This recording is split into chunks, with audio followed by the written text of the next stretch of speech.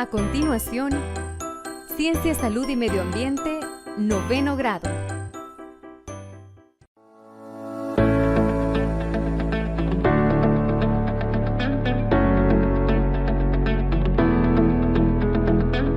Reacciones y ecuaciones químicas.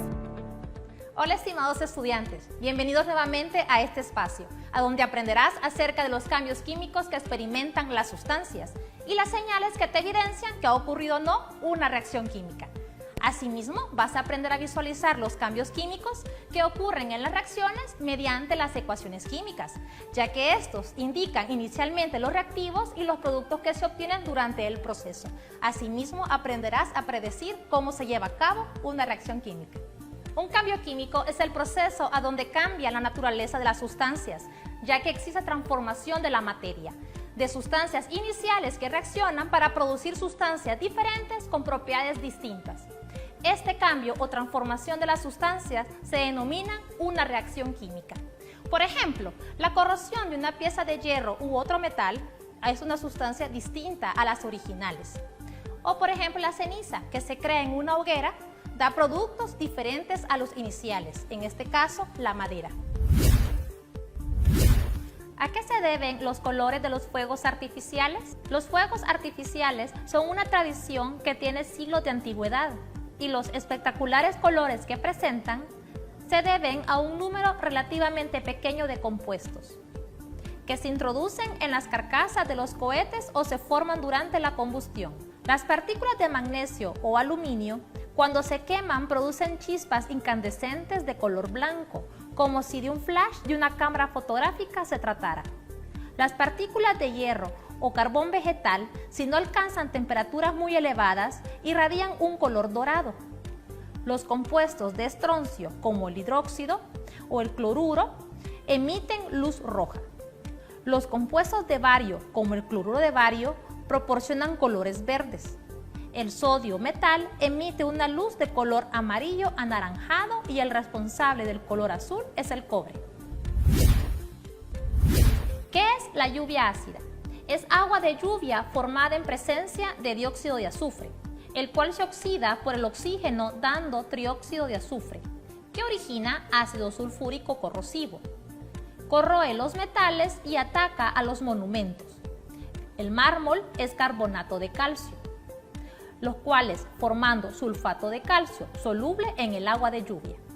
También puede atacar al papel, pues es fabricado a partir de 1750 y contiene por lo tanto trazas de óxidos metálicos que catalizan la conversión del dióxido en trióxido de azufre. Aunque los manuscritos anteriores a esa fecha no contienen dichos óxidos metálicos y por ello son casi inmunes a la acción del dióxido de azufre.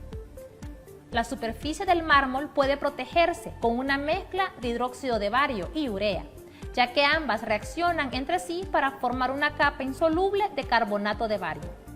Si sobre ella cae lluvia ácida, se forma sulfato de bario aún más insoluble, por lo que el monumento queda protegido por muchos años. Por lo tanto, una reacción química puede ser identificada mediante la evidencia de diferentes señales, como son el olor, la acidez, las propiedades magnéticas y eléctricas o ambas, la aparición de las propiedades ópticas frente a la luz, entre otras. Ahora bien, ¿has visto alguna vez un cambio químico o te has percatado que ha existido un cambio químico en tu entorno? En tu hogar puedes efectuar diferentes experimentos. Por ejemplo, puedes obtener diferentes rodajas de una papa y colocar unas cuantas gotas de yodo. Observarás el cambio de color en ellas. Posteriormente, otro ejemplo es la fermentación láctica, en la cual observarás un cambio en la composición química de la leche, en este caso la aparición de un precipitado, siendo el requesón.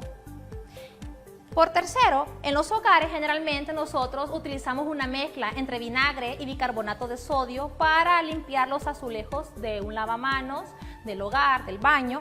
Entonces, al producir la mezcla, observarás una sustancia nueva, que será la formación de burbujas y este es el dióxido de carbono. Y por último, puedes prender un fósforo y quemar una hoja de papel y con esto vas a demostrar la liberación de energía debido al cambio en la composición química a la modificación de la temperatura. ¿Por qué pierden el color verde algunas verduras y hortalizas al hervirlas? Las hortalizas y verduras verdes adoptan este color porque contienen en sus tejidos moléculas de un pigmento llamado clorofila. Es el más abundante en el reino vegetal y su estructura química es similar a la de la hemoglobina de la sangre, solo que en lugar de un átomo de hierro en el centro de su molécula, contiene un átomo de magnesio. La decoloración o la pérdida del color verde en los vegetales, cuando se cuecen, se debe a que el calor facilita que el átomo de magnesio central de la molécula sea reemplazado por átomos de hidrógeno. La ecuación química se divide en dos partes, en reactivos y en productos, los cuales están separados mediante una flecha. Los reactivos son aquellas sustancias iniciales, las que originan una reacción y se escriben a la izquierda de la flecha. Al contrario, los productos son aquellas sustancias que se crean, que se originan, que se producen, que se obtienen de una reacción química y son aquellas que se escriben a la derecha de la flecha. En este sentido, las reacciones químicas simples únicamente intervienen un reactivo y un producto. En cambio, aquellas reacciones más complejas pueden intervenir varios reactivos y diversos productos. Consideremos la siguiente ecuación química ya balanceada. La ecuación química se lee así. 4 moles de cromo sólido reaccionan con 3 moles de gas oxígeno, produciendo en presencia de calor 2 moles de óxido de cromo 3 sólido. En este caso, los reactivos son el cromo sólido y el gas oxígeno, y el producto es únicamente el óxido de cromo 3 en estado sólido. Los coeficientes estequiométricos son 4, 3 y 2. En las reacciones químicas, en algunas de ellas, puede haber liberación o absorción de energía. Si las reacciones químicas absorben energía y esta es consumida en forma de calor, entonces se denominan reacciones endotérmicas. Y la palabra energía se escribe en el lado de los reactivos, es decir, en el lado izquierdo de la reacción química. Mientras que si tenemos aquellas reacciones en las cuales liberan energía, se denominan reacciones exotérmicas. Y la palabra energía se escribe al final de la reacción química. Todo aquel número que se antepone a las sustancias se indica el número de átomos y de moles de una reacción química y son llamados coeficientes estequiométricos, los cuales deben de balancearse o equilibrarse para poder cumplir la ley de Lavoisier o la ley de conservación de la energía. Existen diversos métodos para equilibrar o balancear las ecuaciones químicas, pero aquí trataremos solo el método por tanteo. El método por tanteo consiste en dar coeficientes al azar hasta igualar en cantidad a los átomos de cada elemento químico, aunque se encuentren en distintas sustancias. En este momento te describiremos los pasos. Paso 1. Traducción del proceso. Si la reacción es descrita y no se presenta como ecuación, hay que traducir el proceso a una ecuación siguiendo las reglas de los números de oxidación. 2. Balanceo de los átomos. Este paso requiere observar ambos lados de la ecuación hasta hacer coincidir el número de cada tipo. Debes iniciar con la sustancia más compleja, aquella que tenga la mayor cantidad de átomos o de diferentes tipos de átomos, o seleccionar un compuesto que tenga el átomo de un elemento que se repita en la mayoría de las sustancias que intervienen. También debes asignar a la fórmula del compuesto seleccionado un coeficiente, tal que logre igualar el número de átomos del elemento en reactantes y productos. Dicho coeficiente debe ser el menor posible, ya que afecta a todos los elementos, incluso a los índices. Luego debes repetir el procedimiento anterior con los átomos de los elementos hasta que la ecuación esté balanceada. Y deben terminar con la menos compleja, como un elemento individual. Al balancear por el método del tanteo, se prueba con diferentes coeficientes por exploración o tanteo, hasta encontrar o acertar con el valor que permite hacer coincidir el número de cada tipo de átomo en ambos lados de la ecuación. Por ello, se inicia con el coeficiente más bajo, el 1, o un coeficiente tal que logre igualar el número de átomos del elemento en reactivos y productos. Ahora, ¿están balanceados todos los átomos? ¿Por qué? ¿Qué coeficiente hay que cambiar para balancear todos los elementos? Dado que es preferible trabajar con números enteros, podrían ajustarse o cambiarse los coeficientes. Siguiente paso, comprobación. Después de balancear y ajustar los coeficientes, siempre hay que asegurarse que la ecuación se encuentre balanceada. Y por último, especificar los estados de la materia. La ecuación final también debe indicar el estado físico de cada sustancia. Por lo tanto, la ecuación balanceada sería cuando el coeficiente es 1 y no se indica en la ecuación. Puede sugerir otras reacciones para continuar. Otras recomendaciones sería que el coeficiente que opera sobre todos los átomos de la fórmula después de él se multiplique por cada uno de ellos y sus subíndices. Al balancear ecuaciones no deben alterarse las fórmulas químicas y no se deben agregar otros reactivos o productos para balancear la ecuación, porque esto representa una ecuación química diferente. Para tal caso, retomemos la ecuación química de la combustión del metano. Tal como se ha escrito, verás que en el primer miembro de los reactivos hay un carbono, mientras que en los productos también hay uno. Ahora, a la izquierda hay 4 hidrógenos y a la derecha tiene 2.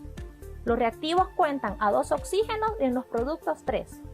Por lo general, el ajuste se inicia con el elemento químico que es menos frecuente, pero en este caso ambos son abundantes, por ello la selección es indiferente. Para ajustar el hidrógeno puedes añadir una molécula de hidrógeno en los productos y contar el número de átomos de cada tipo. Verás que es igual al principio y al final. Para evitar escribir muchas moléculas, se pone el número total antes de la fórmula, resultando un 2 adelante del hidrógeno, y así quedará equilibrada para este elemento químico. Pero, ¿qué ha sucedido con la cantidad de átomos de oxígeno? Bueno, esta ha sido alterada. Ahora en los reactivos hay 2 oxígenos y en los productos 4, ya que los átomos de oxígeno se involucran en ambas partes de la ecuación y eso afecta los valores. Debido a que la molécula del oxígeno en los reactivos tiene un coeficiente, se podría modificar para que al hacer la verificación iguale la totalidad indicada. Por lo tanto, se le pondrá un 2, para que al sumar la cantidad de átomos resulte 4 y la ecuación quede balanceada. Si no hubiese resultado de esta manera, se habría iniciado nuevamente el tanteo mediante una sustancia diferente. ¿Cómo evitar el olor del pescado? Cuando el pescado es totalmente fresco, pocas horas después de sacarlo del agua apenas tiene olor. El músculo del pescado está formado por una clase de proteínas distintas a las de otros animales terrestres, lo que significa que se cuece más rápido y también que se descompone más deprisa, dando lugar a las aminas responsables del mal olor. Hay otra razón para que el pescado se deteriore tan rápidamente.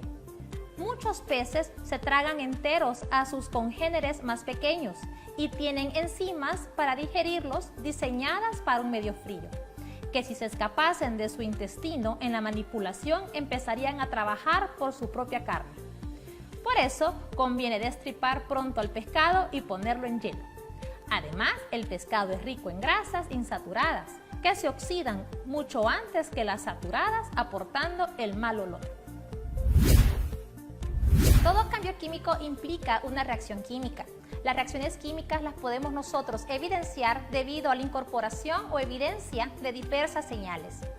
Si nosotros evidenciamos una u otra señal, entonces estamos ante la presencia de una reacción química, las cuales son aplicadas en la industria de la química, la industria farmacéutica, alimenticia, automotriz, entre otras. Y de hecho, es indispensable en nuestro cuerpo para el desarrollo de la vida.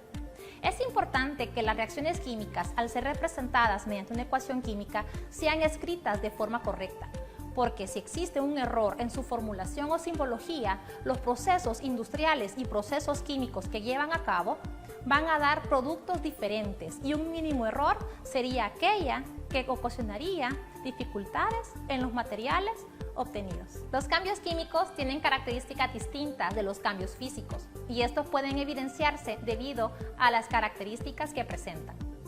En una reacción química tú puedes tener la evidencia que ha ocurrido un cambio químico diversas señales. Por ejemplo, el cambio de olor, el cambio de color, la acidez, las propiedades eléctricas y magnéticas, así como la aparición de precipitado y la liberación o absorción de energía. Las ecuaciones químicas es importante que puedas escribirlas correctamente, utilizando la simbología y la fórmula adecuada, puesto que esto sirve de enlace para aquellos procesos químicos que se generan en la industria y en la vida cotidiana. ¿Notaste cómo se desarrolló el tema? Iniciamos sobre la definición de un cambio químico, luego las señales que evidencian cuando ha ocurrido una reacción química. Posteriormente hicimos diversos experimentos y finalmente concluimos sobre su importancia en la industria. Luego, seguidamente, trabajamos sobre qué es una ecuación química, aquellas simbologías que involucran una ecuación química y cómo es la lectura correcta de ella. Por lo tanto, te toca a ti también trabajar en tu casa repasando un poco este tema.